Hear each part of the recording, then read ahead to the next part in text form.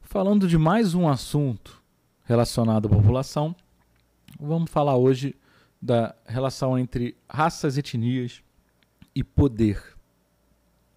Bom, só pontuando a situação, né, o problema racial e étnico, ele entra no mundo ocidental com a antropologia e etnologia no século XIX. E a grande motivação para essa discussão, né, na antropologia e na etnologia e no mundo, basicamente ela gira em torno da ideia de tentar utilizar as diferenças qualificadas para deduzir um poder, justificar o exercício do poder, né? Utilizar diferenças para justificar o domínio. Ou seja, se começa com esse tipo de discussão como uma tentativa de assegurar a perenidade do poder de alguns sobre muitos. No século XIX, é um momento em que se tinha diversas colônias e áreas dominadas por nações europeias, e essa discussão sobre problema racial e étnico, ela vai ser trazida também para a ciência como uma tentativa de justificar domínios. E por que eu estou falando isso?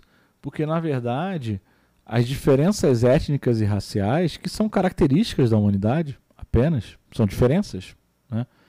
Elas foram usadas ao longo da história como um recurso de dominação de um grupo sobre o outro, como um recurso populacional e de controle populacional. Então elas serviram, as diferenças étnicas serviram para alimentar um preconceito que era útil à afirmação de um poder.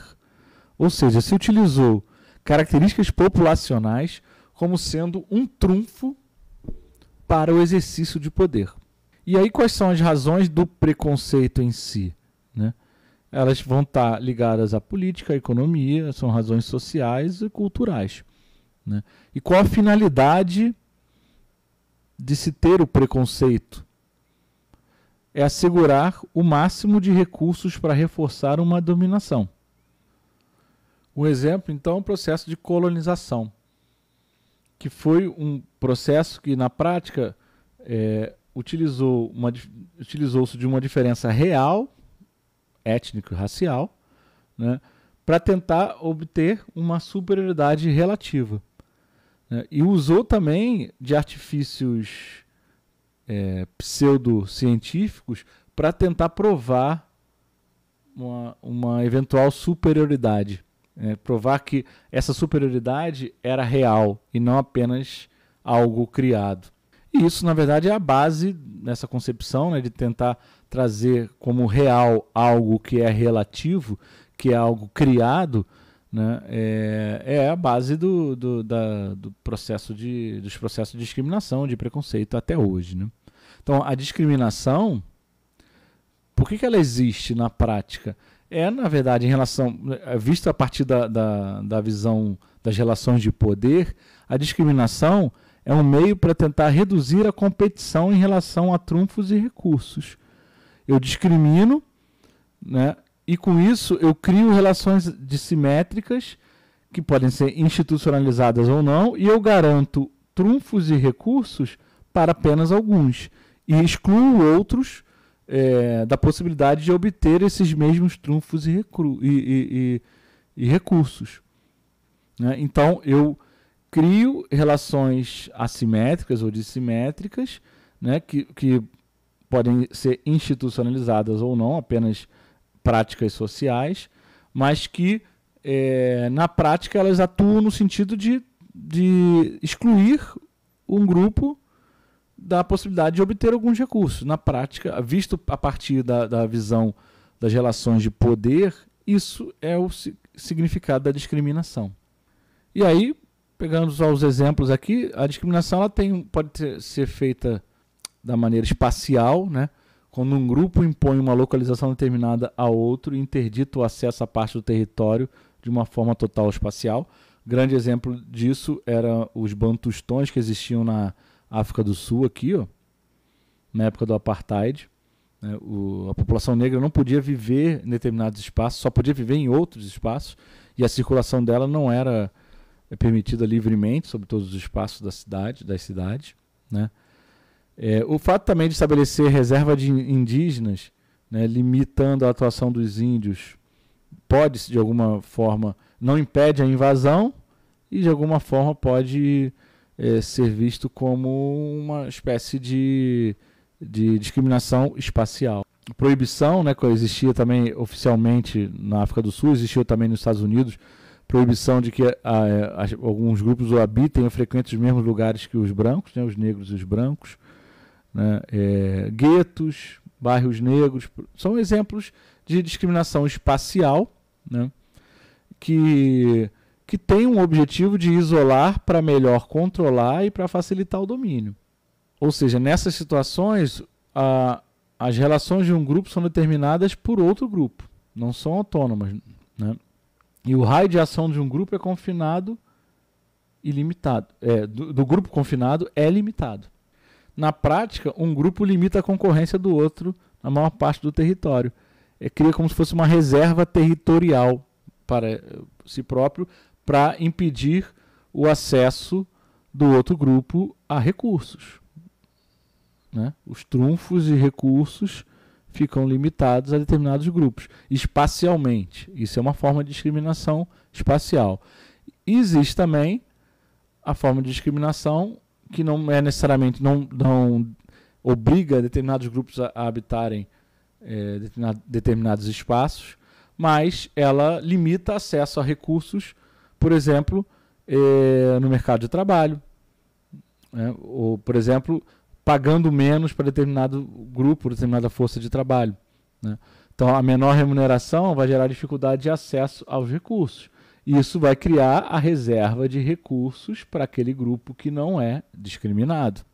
Na prática, isso cria, essa limitação de acesso a recursos cria um sistema de acesso à informação diferenciado. Né? Então, determinados grupos não têm o mesmo acesso a tudo, inclusive a informação, do que outros. E uma observação aqui que essas duas formas, né, que eu dei aqui, tem outras formas de discriminação que a gente pode pensar, mas uma espacial e outra em relação ao acesso aos recursos, elas não estão desligadas umas das outras, elas estão interligadas. Muitas vezes elas são praticadas, né, simultaneamente. Então, a ideia dessas organizações discriminatórias todas elas, a ideia é isolar e explorar os grupos dominados que manifestam diferenças, tentando legitimar o poder exercido com base nessas diferenças. Tento legitimar, eles são diferentes, então eles são inferiores, ou eu, pelo fato de eles serem diferentes, eu tenho o direito de ter mais do que eles. Alguma coisa nesse sentido. E aí a gente vem, só para abrir um parêntese e falar sobre o nacionalismo. Os nacionalismos, na verdade, em geral, qual é a ideia de ser nacionalista, né? O criar nacionalismo? Consiste em desenvolver códigos coletivos, né? Língua, território e tal. Né? Então, todo nacionalismo ele busca o estabelecimento de uma identidade que, na verdade, é um meio de tentar gerenciar as diferenças. Então, toda a ideia ultranacionalista, ela está em choque, ela ocorre em choque com a ideia de existência de diferenças. Porque a ideia de existência de diferenças pode gerar um dia conflitos internos. E o nacionalismo ele justamente é um meio, né, ele pode ser visto a partir dessas relações de poder, ele pode ser visto como um meio interno de tentar reduzir diferenças e reduzir a possibilidade de conflitos internos. Né? Então, nesse sentido das relações de poder, os nacionalismos, eles veem a ideia do nacionalismo, vê as minorias como diferença, e o nacionalismo ele vem como uma tentativa de gerar uma homogeneidade. E aí, numa concepção, a ideia de a unidade é uma ideia que leva a se pensar na homogeneização, e essa ideia de buscar homogeneização é o que prevalece no mundo de uma maneira geral. Claro que eu estou falando de maneira geral e estou falando que existem conflitos e tensões em relação a isso. Mas pensar o mundo a partir de uma ideia pluralista, né, que respeita as minorias, no que se refere às relações de poder, é contraditório, né? Já que vai se gastar mais energia para controlar. Quanto mais plural é a população e se reconhece essa pluralidade, mais se vai gastar de energia para se controlar. O estabelecimento de um padrão a ser seguido facilita o exercício do poder. Então, a ideia é que concepções que exageram no nacionalismo, elas têm por trás um conceitual, que é o conceitual de buscar estabelecer padrão a ser seguido, o que na prática facilita o exercício do poder pelo Estado. Só que isso tem um custo muito grande, que é o custo para as pessoas. O nacionalismo, ao buscar a identidade, ele gera a repressão das diferenças. E isso é um problema para as populações de uma maneira geral, porque não existe população homogênea em todos os sentidos. Bom, é isso. Fico por aqui e fui.